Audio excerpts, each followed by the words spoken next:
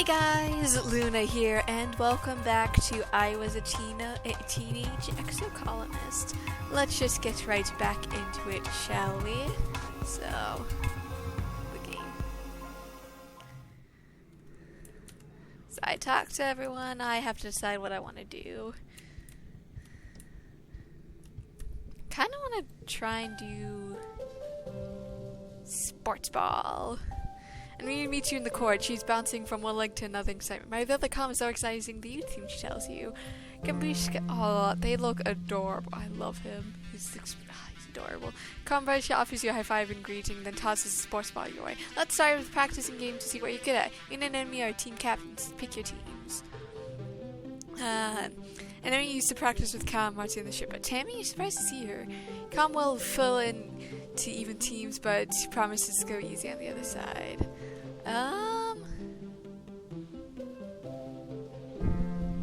See, I'll choose Marty. I'll play Spiker. Marty runs up to take position. Seems like she's in it for the glory. Hope she wants to share some of that with the rest of the team. Enemy choose Calm, of course, but they bump fist. Your next choice, Tammy. Cal says I should join, but I'm not very good at sports. Where should I send? She asks quietly. Yeah, sure. You assign her to tackle buck and tell her to stick like glue to the opposing team Spiker. Maybe I should get in the way instead of yours? You face off 3-on-3. Story challenges have 3 rounds instead of 1. After every round, you get to keep the cards you didn't play, unlock extra slots to play in, and losing isn't a bad thing in story challenges.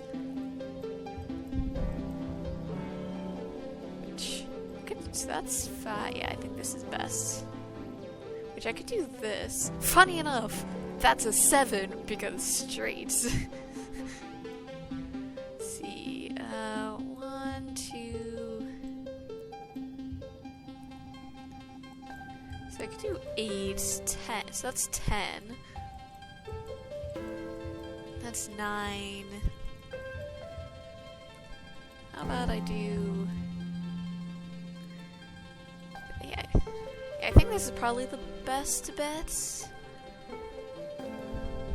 Okay. So 2, 3, 1, 0. And if I do that, 12, 16, win. Yeah. Not too bad, honestly, getting almost the max. Nice. Tammy tackles an enemy in a bright, brilliant takedown that surprised everyone. She really took a role as an immovable object. Nice. The score is tied. Enemy uses calm, pushing the pressure on. Then, blam! You score the match point with the red spike all the way to that line. Get to work. Nice.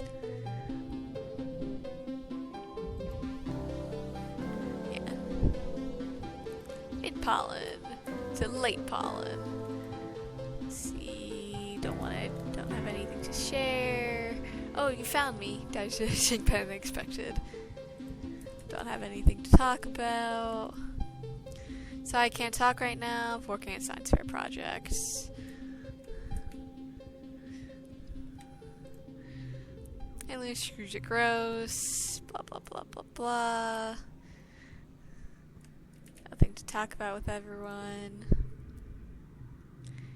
She sneezes and should be shooting. I think you should stay inside. Maybe you should too.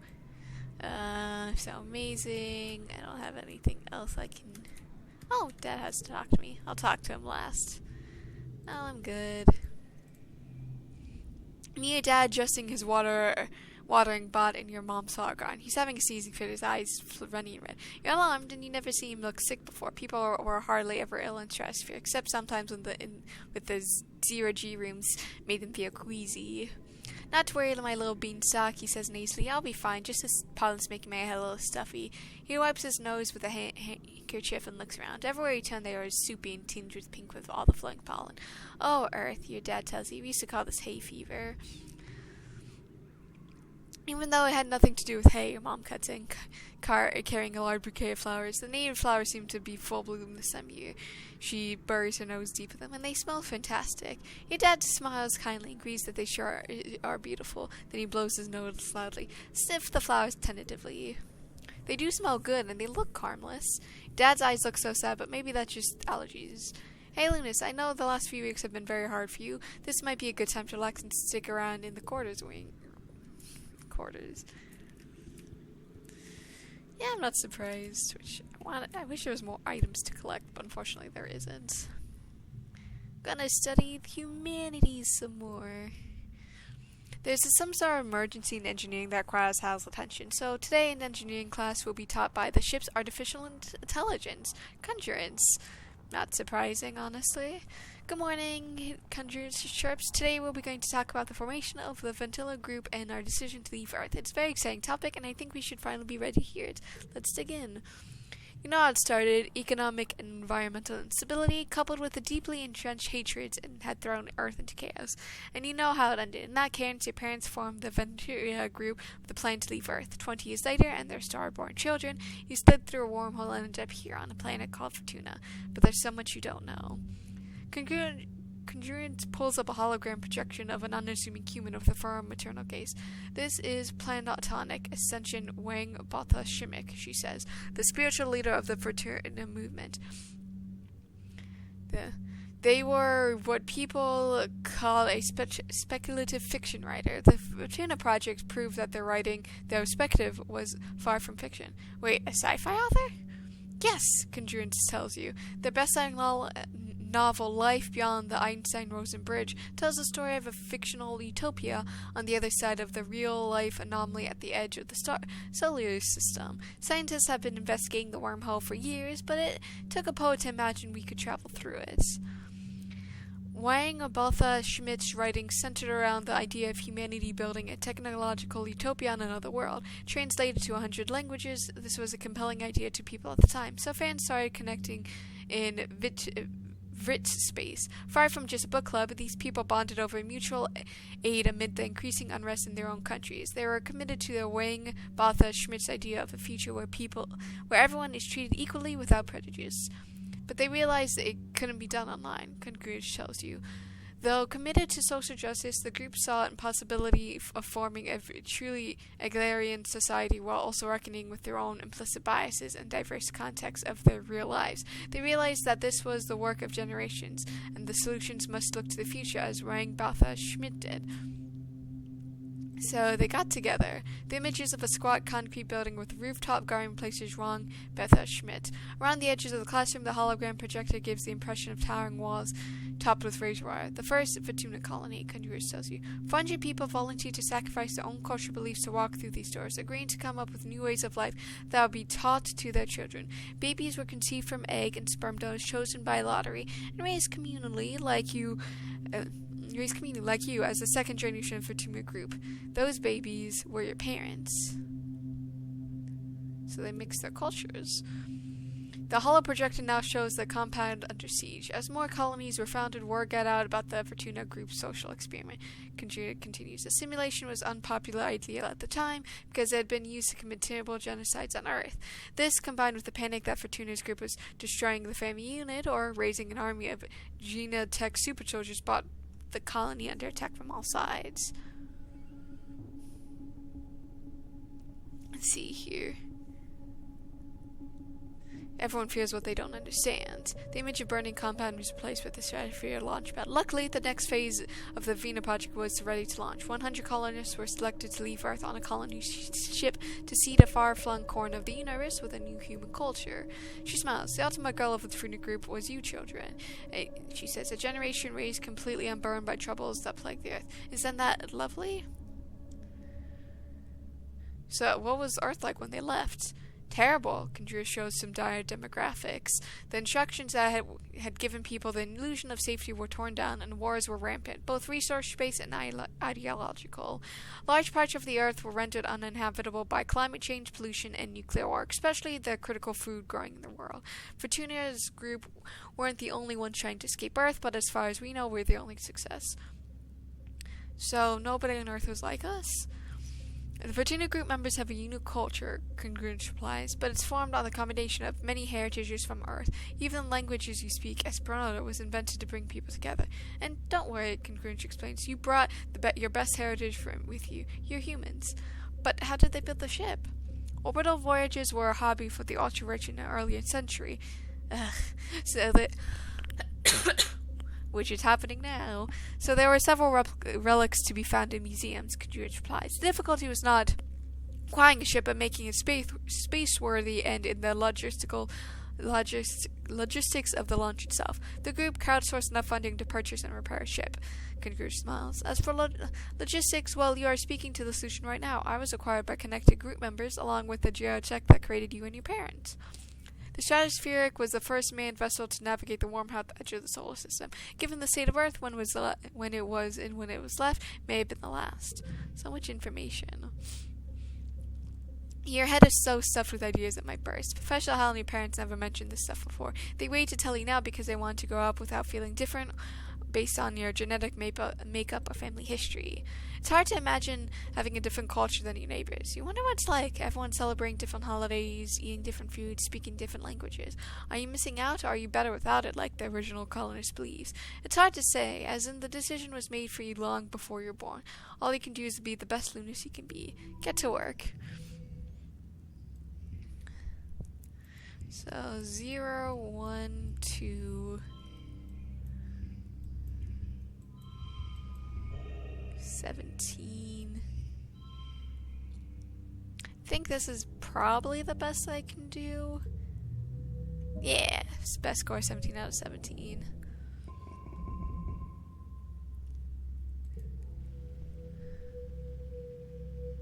Late pollen to early dust.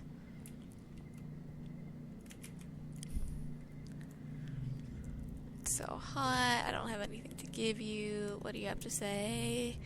It's too hot, blah blah blah blah blah.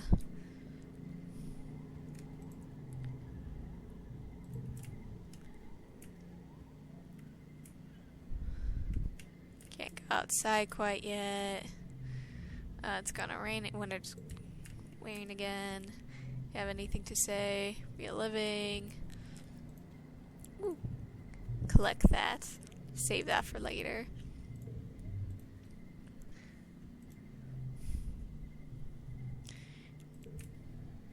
Don't have anything to share to anyone else, so guess I'm gonna keep studying humanities for now, 'cause yeah, I guess I'm just gonna keep studying humanities. Tangent's the favorite part of the humanities with these days are poetry. She doesn't get it. If the author's trying to tell us something, why don't they just come out and say it?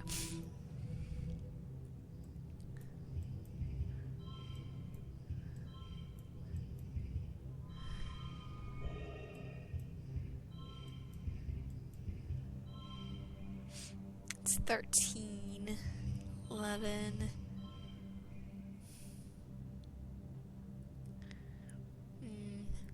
do that.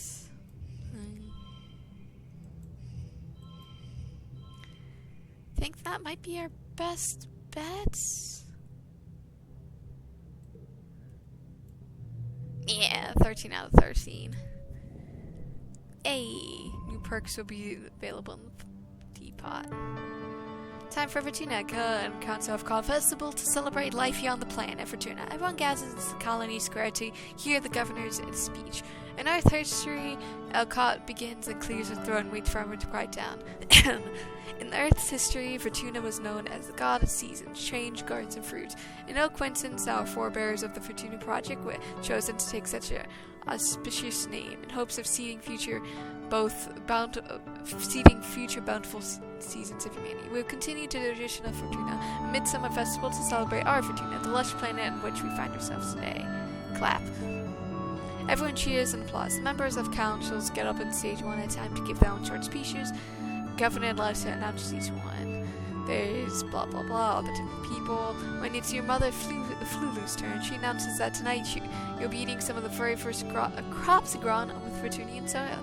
Your eyes go to the feast table. Both the stratosphere would never been mostly soy-based food from the nanoprinters, sliced up with what precious fruits and vegetables could be grown on the small growing bays. This year, those plants look less robust than usual, but they're supplemented by some Vetunian plants, which you've come to appreciate: juicy watadiopods and slab-edible fungi.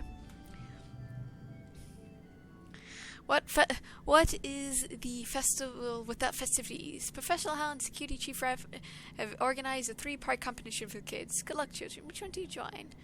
I'll join the challenge show. All singing, all dancing, all talent extravaganza. The first calling gathers to watch your first show. First up, Day applauds up to the stage and plops as a pop song starts to play. He just stands there, deadpan, saying space with his arms inside while the singer belts out the first verse. Then the chorus comes out and then suddenly springs to life, dancing and lip-syncing to the lyrics frantically, waving his arms, grinning maniacally. Then collapses back to standing once the chorus is over. It's hilarious, but I'm sure it's supposed to be laughing. Next, Marcy performs a choreographic dance routine to the old Earth song by an AI idol.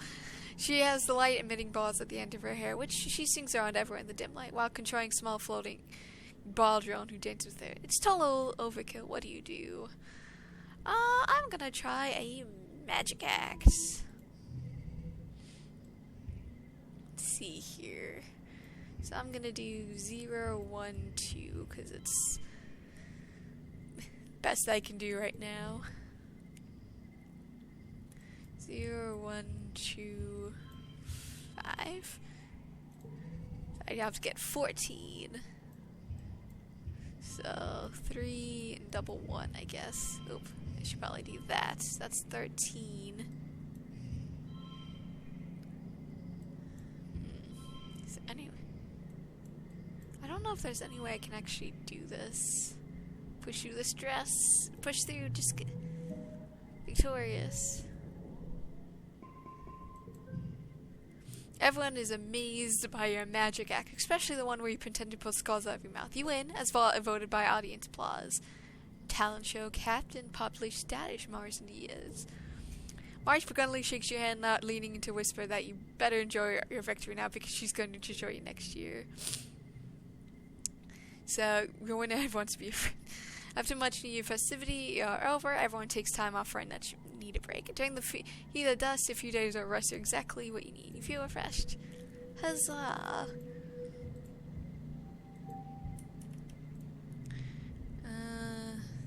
Let's see, I don't have anything to give to you. New perk. Yeah, new clothes in the depot, which... It's so hot. How am I supposed to run in these conditions? Not surprising. How do you have Tammy? Tammy always doesn't notice you approach. She's bent over the hollow pen, tensely taking notes until you get close enough that her ears wiggle slowly and she looks surprised. Oh, hello, Lynch. I'm so sorry I didn't see you there.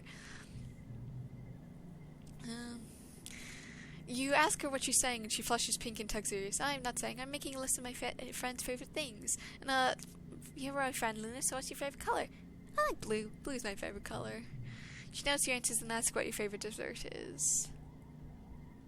I like fresh fruits. Tammy notices carefully as well. Last one. What's your favorite toy? I like stuffed animals. Okay, now I know what to get to what you for your birthday. Ask what her favorite things are. I like the color yellow, and my dolls, and my favorite sweet is cake. Interesting. What do you have to say? No, Lunas, you're right. She says as you approach. You blink for trying to figure out what she means. You're alright, what? At your son's silence, Marcy laughs and tosses his hair over his shoulder. You're right. You have exactly good taste, unlike all the little heads. Ever since we landed, it's been help with this, Marcy, and don't waste research on that, Marcy. It's boring. At least you understand the importance of sophistication. You shoot a breeze with Marcy a bit longer. At some point, Dusk goes out of the living room and has passed you both, clearly trying not to draw attention. Where is he going now? Marcy mutters to you, then raises her voice so Diaz can hear. Try not to get eaten by aliens, she calls out to Diaz. If you die out there, you can't use your body for fertilizer. Don't be a wage. Shut up, Mars. Diaz is cool. Increases relationship with Diaz. You say that loud enough for Daisy here. He looks at you with wide eyes before scoring through the walls. Huh. Marcy says with a smile, no accounting for taste. She seems to respect that you challenged her. She watches Diaz disappear from sight. Maybe you can get through to him. I tried, but he doesn't care about contributing to the colony or being popular or earning kudos or anything important. What do you contribute, Marcy? Marcy laughs and puts her hands on her hips. I can chew plenty, you know it, Lunas. People need someone to tell them what to do, don't they? Not exactly wrong. Hey, how you feeling? Man. Doesn't really have much. Man, I want to be your friend. Nah, nothing to say there. Nothing to say there.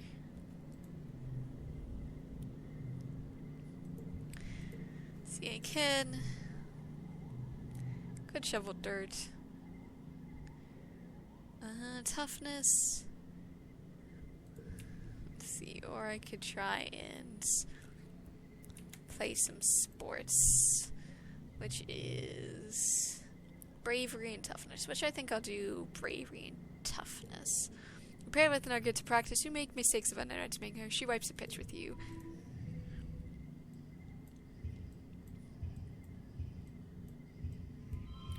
Could do 13, 15. Not the most thing you could do, but at least it's more than before.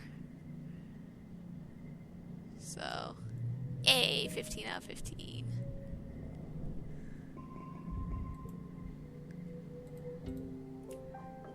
What do you have to say, enemy? So then I trapped it in my room, and Numi starts telling you all about the bug she saw in chorus. Its wings were big as my hand, and it had feelers like, whoa, and it was bouncing all over the place, like boing, boing, boing. She just is excitedly swinging her arms all over her head. There are bugs here, so big, they're everywhere.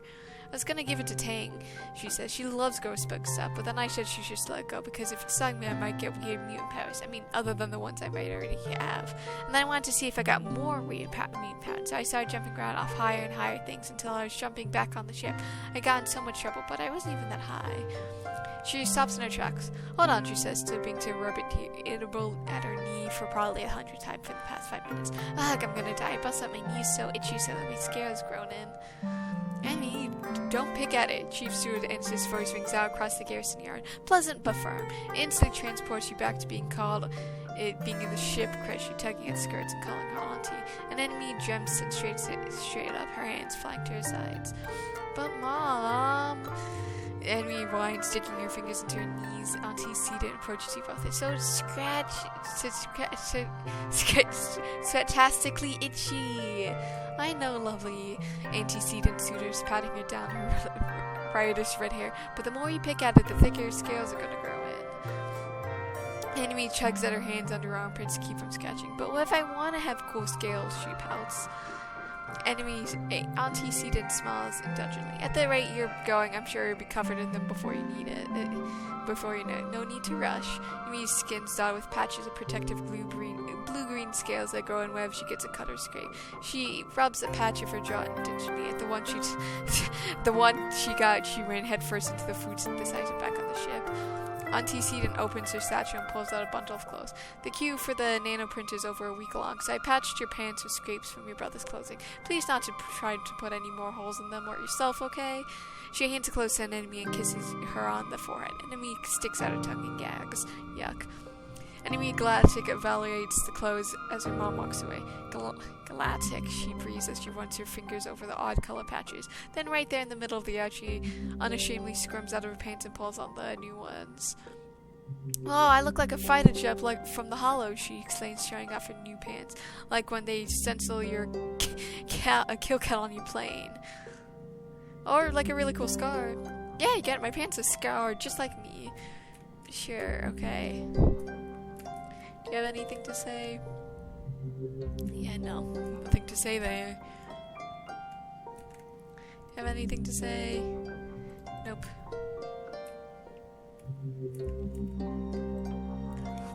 Anything to say? Hey, Diaz, do you have anything to say?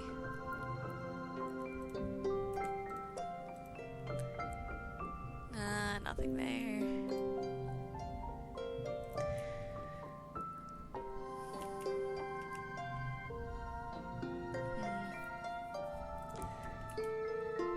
I want to just keep working on my creativity almost. But I also know that I also want to work on my toughness. But for now, creativity.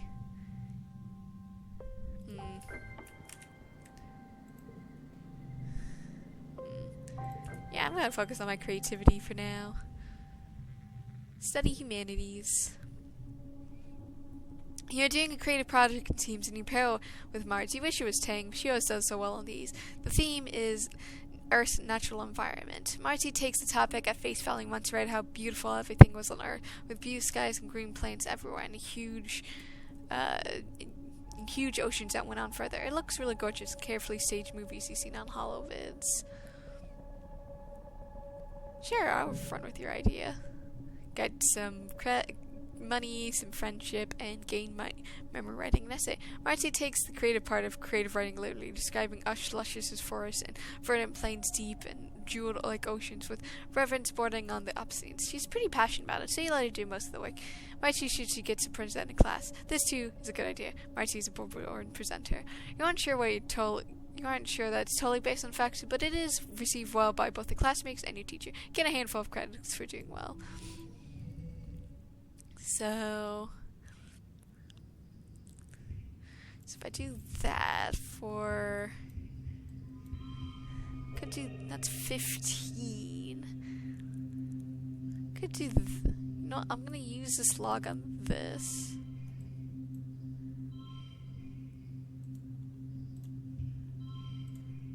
Yeah, can I,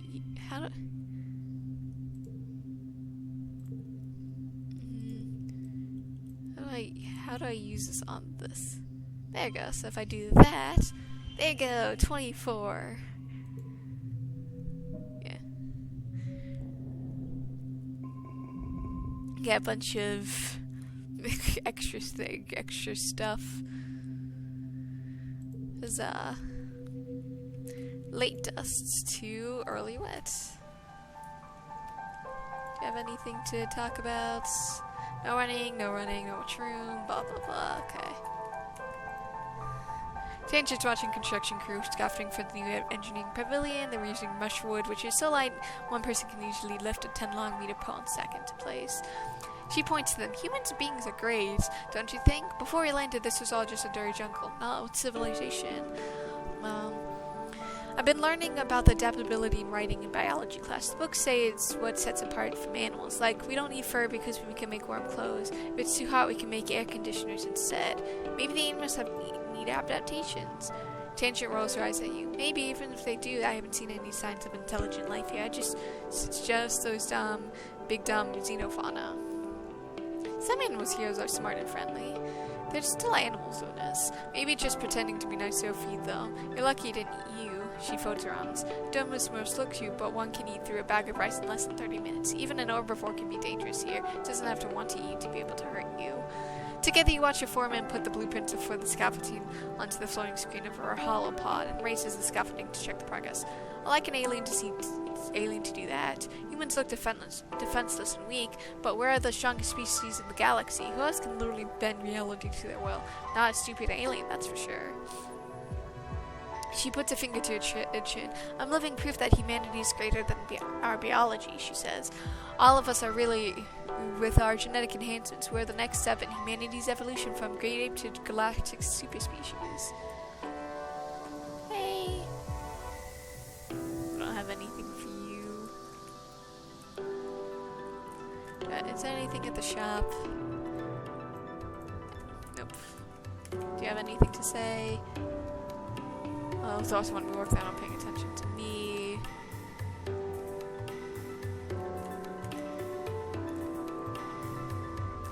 Tried standing in the mud. Nope. It's pouring rain and everyone's dry except for Palace, except AS. Off the distance over the wall near the sports, he's definitely skulking. Man, I need just tell someone. Tell security ref you saw Jace up to no good around behind the guards. He's too distracted to put buckets on the various leaves on the roof to pay much attention. Thank you, Linus. I'll check out later. He's waving off. If there's danger to the colony, one lookout won't be able to catch it. Not sure. You know Diaz. He's very good at hiding when he doesn't want to be found. Anything? Nope.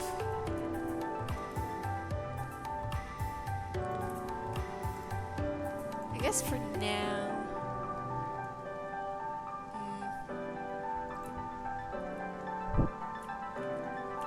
I'm gonna help with shoveling. First day in the glorious world of agriculture, Sawyer conveys. Good morning, Lunas. Looks like you're working for your old lady. I hope you don't expect me to go easy on you because you're my daughter. She walks around the wing and points out where everything is. Your job is to move solid compost, plants, garden waste, and equipment from one place to another. Get comfortable with this, she says, pushing a squeaky old-fashioned wheelbarrow towards you. Now, any questions before you start moving? Is that dirt? Don't we have machines for this? The construction crew already claimed all the hover lifts, she says, shrugging. But they'll break down in a few years anyway, so you don't have the materials to fix them. We're a planet side now. Use your muscles, not your hydraulic pistons. Where do I move it again? Oh, from over there? She points to a dirt pile to there. She points from an identical pile 10 meters away. She sees your confusion. We've had some very precious soil from Earth on ship, full of all the nutrients, bugs, and bacteria in our ship to grow, but it was lost in an accident. We have to make more from scratch using vermilion soil. This is part of the process. Why not use hydroponics? On the ship we grew most of the plants with the roots in the water, so it's true it was more hygienic that way, Mom replies. She brushes an insect off her arm, which lets out a loud squeak of objection. But the hydroponic system was too much energy. Here we have to grow as much as we can the old-fashioned way. Let's get to work. That's my girl. Stumble a little. Sounds stressed and not toughness. Your arms start to ache after the first half-hour work, but you keep going. By the end of the month, you feel allergic and exhausted, and you feel good somehow. You can feel like muscles growing already.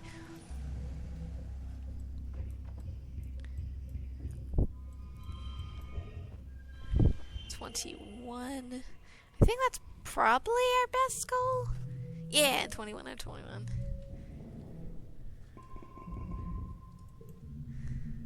You're having a terrifying dream. A monster crashing through the walls, unfathomably large. Every part of it wriggling and moving and searching for something. It tramples through the colony who's watch helplessly. Time shifts to the wreckage of your home. You're picking through it, looking for something. Tears streaking down your dust-covered face as you lift heavy pieces of debris, searching. You wake up shouting no, but your voice is drowned out by a deafening rumble from the skies outside. The bedroom window is covered in water. It's pouring down from the clouds. You guess it must be rain, but you never experienced it before. There's a big flash from outside, then another crack and rumble. Thunder. It must be a thunderstorm. It's still early on the morning, and you already almost forgotten your bad dream, but you're still inside to go back to sleep yet. This rain beats down on the roof, chords join now and then with great perils of thunder, like the footsteps of an angry beast. Go to your parents for comfort. Your dad's awake too, watching the rain from a large portal of the kitchenette. He gives you a hug and gaze out together. This is good, he says quietly. It means we'll have plenty of water for crops. Pure, healthy water, just like on Earth. Everything's going to be okay, my little potato. Daddy, you hug your dad tight and you hope he's alright.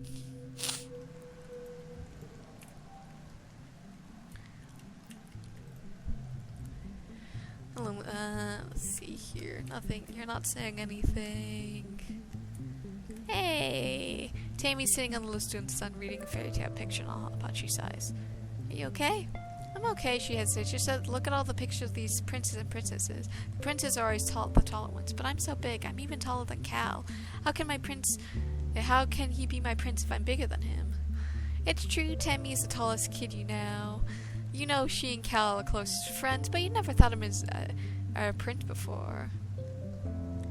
But Cal, I'd like you the way you are. That's really nice, Lunas. Tammy smiles, and she looks something startled. Oh, do you mean like? You tell her that she's beautiful exactly the way she is, and you wouldn't want to change a thing. She blushes, embarrassed, and unable to think of what else to do. She goes back to flipping through the pages of a book, smiling now.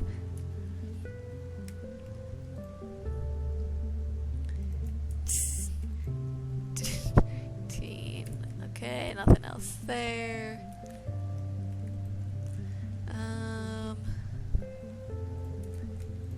Hey, buddy.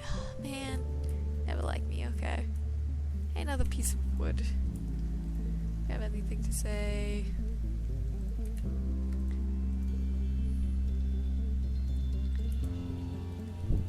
Guess I'll go back to working for shoveling dirt.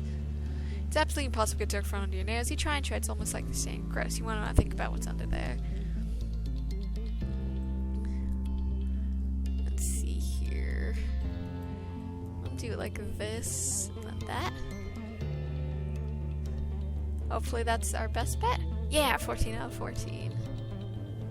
Nice.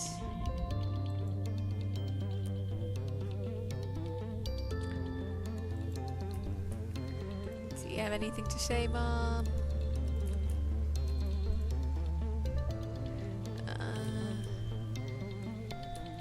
Can't do anything going out yet. I don't have enough toughness to go out.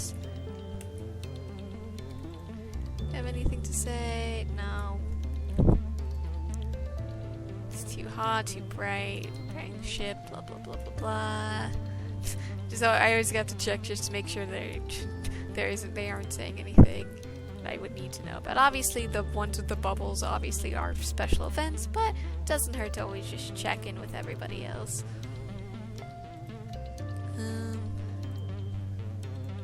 Hey, buddy. Looking for Cal in the garden when you nearly trip over someone else. One of the younger kids, and they're blindfolded. Hey, they explain, ripping the blindfold off their face and throwing it against the garden. It's Cyrus, one of Enemy's brothers. He glares at you. I was almost done. Clark jogs over and grabs Cyrus in the friendly headlock, ruffling his mustache. You're so close. It's not her fault. Cyrus stamps his feet and pins out his way. It's not her fault. She didn't know you were playing game. Give me a second. I want to teach you how to play. Cal turns to you as Cyrus leaves. Sorry, Lunas, he says. She was teaching Cyrus a new game, but he's more like an enemy than I thought. Real competitive, you know? He stoops and picks up the blindfold, brushing off the dirt. Been trying to come up with different kinds of games, other and sports ball. No winners lose, just want to have fun tonight. Do you want to know how to play? Let me check my schedule. Yeah. Cal's smile looks like he's going to stretch right over his face. Radical, he shouts, jumping up and down with excitement. Okay, first put on this blindfold. The blindfold's a little scratchy and smells like dirt. You can feel Cal's big hand on your shoulders. I'm going to spin you around, and when I like how you got to listen to my instructions. I'm going to walk all the way from the cafeteria, okay? You nod, and you can't see Cal's grin, but you can hear in his voice as he spins you around and counts to 10. 1, 2, 3. First, Cal says you got to work forward 10 steps. You do follow Cal's instructions as best you can, or you'll be making things difficult. Do your best. You take 10 steps forward, holding your hands out for balance. The rocky door of the garden beds crunches under your feet. Yeah, Cal says, now it's here. Now to your right, take 15 steps until you get to the door. Get it right. You turn to the right and walk forward, counting out 15 steps. When you stop, Cal laughs. You can hear his footsteps crunching by you. I forgot how much bigger I am than you. You're like 2 more steps away. Take 2 more steps until your outstretched hands land on the warm metal of the door. Success. Awesome. Now hit the door button on the right, and then slowly we'll keep walking forward until I say stop. Go really slowly, okay? You open the door.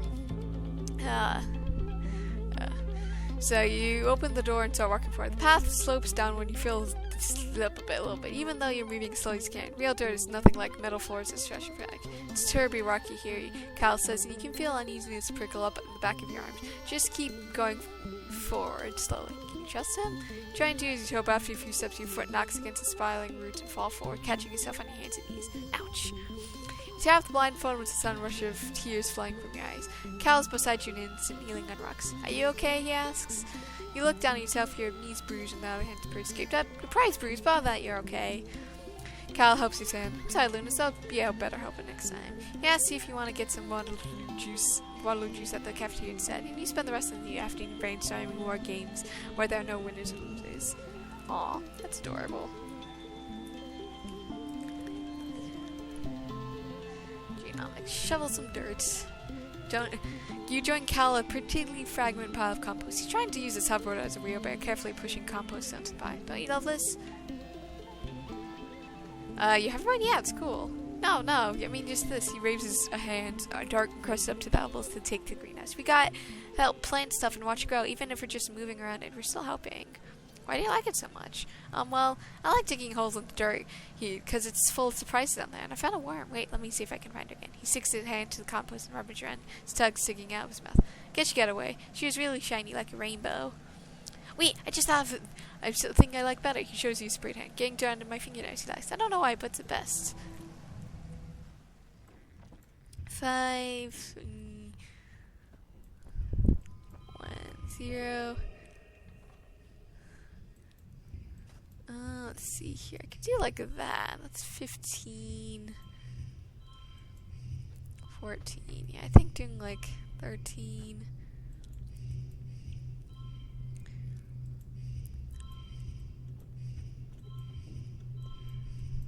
There you go, 15. I think that's probably the best that I can do.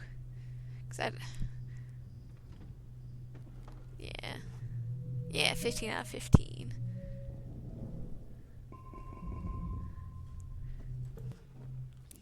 Days have been getting shorter with only the yellow sun barely skimming over the horizon. One morning you wake up into darkness and you have to check your holo pump to know what time it is. You see a holo stream from RC. Good morning to all my pals, even if you call it morning.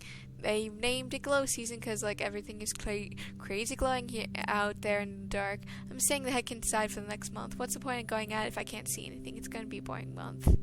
No way, it looks cool out there. Take a peek out the window. The wormhole is the biggest you've ever seen, like the massive fire ring inside. Plan must be close to it now. And out in the jungle, something new is taking place. The plants are flowering, glowing iridescent blooms, and everything's full of life. There's strange new sounds, loud hooting calls, and gurgling roars. After Marcy's message is noticed from the council warning everyone to stay safe inside. Tammy's dead and the other surveyors have been called back and gates closed for the month. And there's a tension in the air and everyone's waiting for something.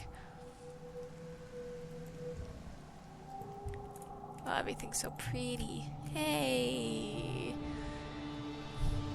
Dears is starting to feel the witness outside the gates. Feels different. Don't know how, it just feels different.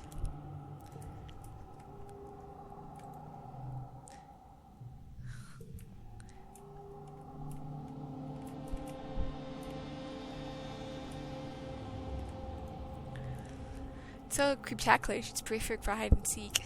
Don't have anything for you. Hey, Mom. Lunas, what are you doing? Get back at it. What are you doing out of your quarters? It isn't safe here. But I'm going to school. She replies with urgent approval. Fair enough, she replies. Stay close to the stratosphere. You don't know what's out there at this time of year. As you walk away and just out of earshot, you hear a mumble. Stars are. It is beautiful, though. Let's see. I could deliver supplies if I wanted to. Could do babysitting. But I think I want to do some... I want to study some... What? I think I'll help babysit. Hello, Lunas. Antecedent greets you. Oh, sweet, I'm happy to come by to help. You know this place well. The creche, part preschool, part all-day daycare. Practically grew up here, cared for a communal while your parents worked at shifts. A few kids even live in the creche full-time. In a way, Edison, aka Annie, aka Antecedent, is every kid's mom. The small craft glue and clean blankets give you a calming sense of memory of all the happy times you spent here with your friends. Camia is here too, gently rocking a drowsy baby against her chest. She looks at ease here too, you won't usually see. You gonna babysit too, she asks, an excited stage whisper. You'll love it. Oh, she's adorable. Or, no, yeah, she's adorable. Suddenly a bundle of wild hair and pink runs over to you, nearly knocking you over, almost more kitten than a kid. The child grabs your leg and stares up with you, unblinking the eyes. Watch that one, Auntie sees it. You remember Nugget? She's turning to be quite the handful. Why don't you start begging down for a nap? Play a game with her. Sports ball, she shouts and pulls out an extra bouncy inflatable ball from a cubbyhole. You show Nugget how to balance it on your head and bounce it gently up and down. Which of course when she tries, she bops it with such a force that flies across the room. She chases after it, clapping excitedly. Nugget makes a beeline for some older kids who are playing with a career bots. She charges to pick up the bot and hug it, causing it to flare and whirl and knock both her and self out there. By the time you get to the scene of the crime, there are tears and other kids are upset about the broken bot. The commotion attracts the attention of Auntie Season, who swoops with hugs and tissues. Within minutes, she has it under control. Whoops, she says, hauling Nugget up to her hip with ease. Just a little mix up. Don't worry, everyone. Lunas will get that bot. Big and shifty. She winks at me with a warm smile. Get to work.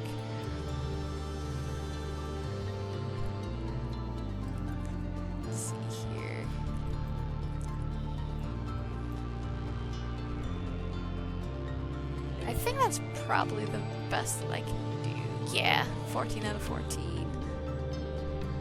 And I got some extra creativity.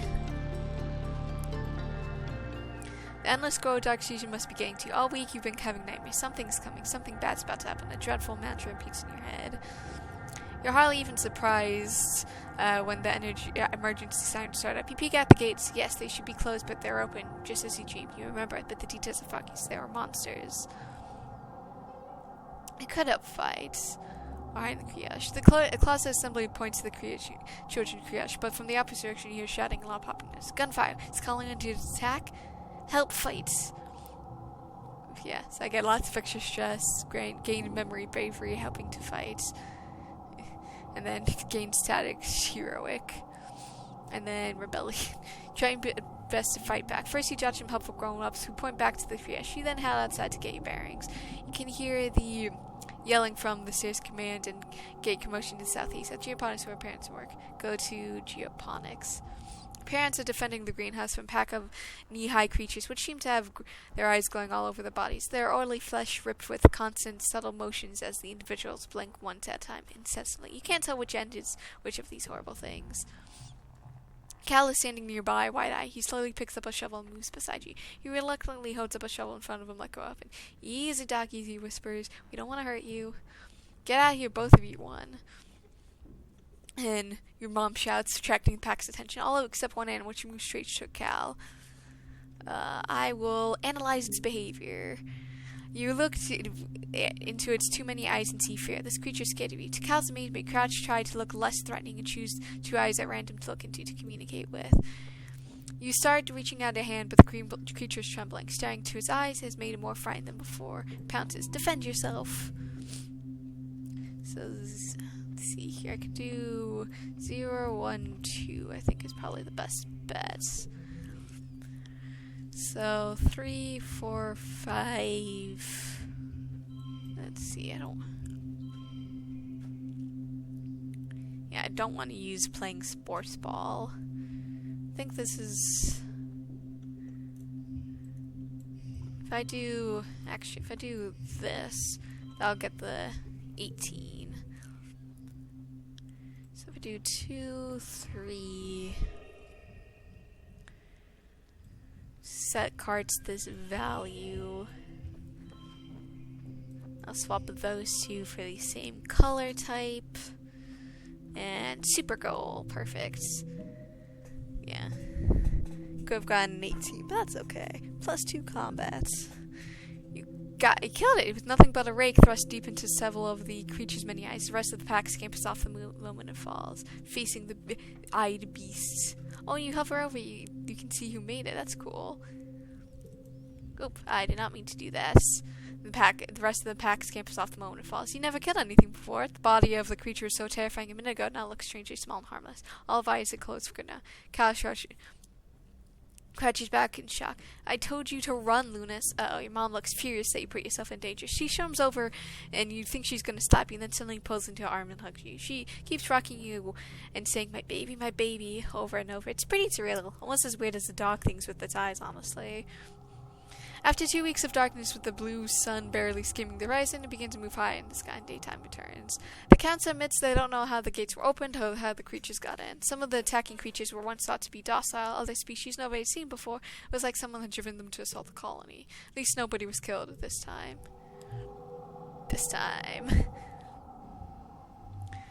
And with that, child is fleeing. This game will end when you reach age 20. So you should focus on a few skills to improve and friends to spend time with. Use skills and friends button top left to keep track of them. So yeah, I got a lot of stress, a lot of loyalty, lots of kudos. So I got a lot of empathy, persuasion, creativity, bravery, organizing, biology, toughness, and combat. Lots of relationship improvement with basically everyone. With that, I'm going to save. Overwrite, yeah. And with that, I am going to call this here. I hope you guys have a good day, night, week, month of your lives, and may the stars forever guide your path wherever it might lead you into the future. Goodbye, everybody.